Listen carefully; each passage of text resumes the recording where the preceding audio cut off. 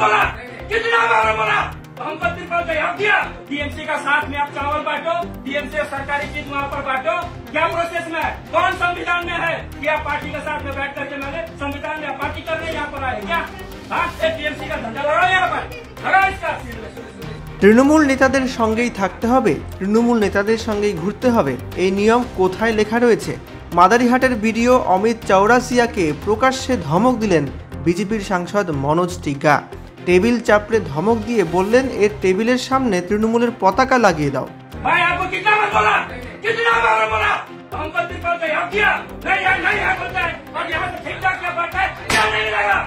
আলিপুরদুয়ারের BJP সাংসদ মনোজ টিগ্গা মাদারিহাটের ভিডিওকে প্রকাশ্যে ধমক দিলেন। অভিযোগ করে বললেন, ভিডিও কেন শুধু তৃণমূল নেতাদের সঙ্গেই ঘুরবেন? এই ঘটনার ভিডিও ব্যাপক ভাইরাল হয়েছে। প্রশাসনিক নিরপেক্ষতা এবং জনপ্রতিনিধির আচরণ দুই নিয়েই উঠছে প্রশ্ন। সাংসদের অভিযোগ, প্রশাসন পক্ষপাত তুষ্টভাবে কাজ করছে, শুধুমাত্র তৃণমূল নেতাদের সঙ্গে সমন্বয় রেখে চলেছেন। তিনি প্রশ্ন তোলেন, একজন সরকারি আধিকারিক কি শুধুই শাসক দলের প্রতিনিধিদের সঙ্গে ঘোরার জন্য বাধ্য? কোথায় লেখা রয়েছে? অবশ্য তৃণমূলের পক্ষ থেকে সাংসদের এই আচরণকে দাদাগিরি বলে উল্লেখ করা হয়েছে। প্রশাসনিক মহলে উদ্বেগ, একজন সাংসদের এমন প্রকাশ্যে হুমকি কি সরকারি কর্মীদের নিরপেক্ষতা এবং নিরাপত্তাকে বিঘ্নিত করছে না?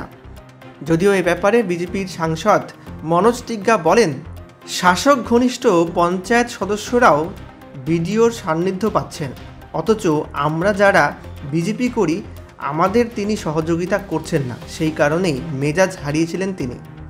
এদের মাথা পাগল হয়ে গেছে। এবং এর আগে আমরা দেখেছি কুমারগ্রামের বিধায়ককে 70 বছরের একজন বয়স্ক লোককে ধাক্কা দিয়েছে।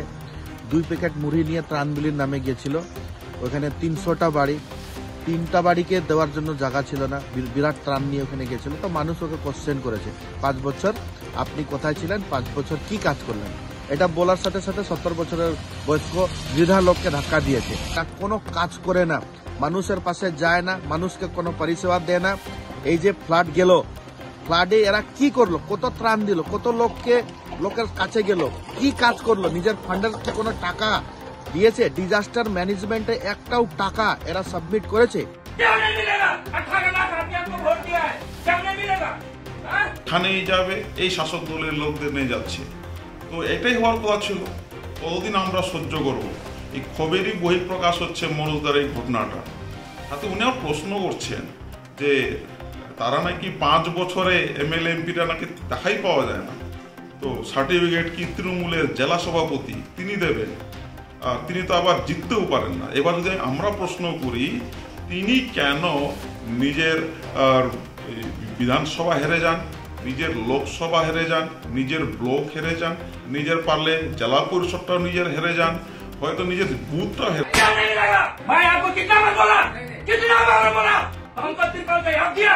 टीएमसी का साथ में आप चावल बांटो, टीएमसी सरकारी चीज वहाँ पर बांटो, क्या प्रोसेस में है? कौन संविधान में है कि आप पार्टी के साथ में बैठ करके मैंने संविधान में पार्टी करने यहाँ पर आए क्या?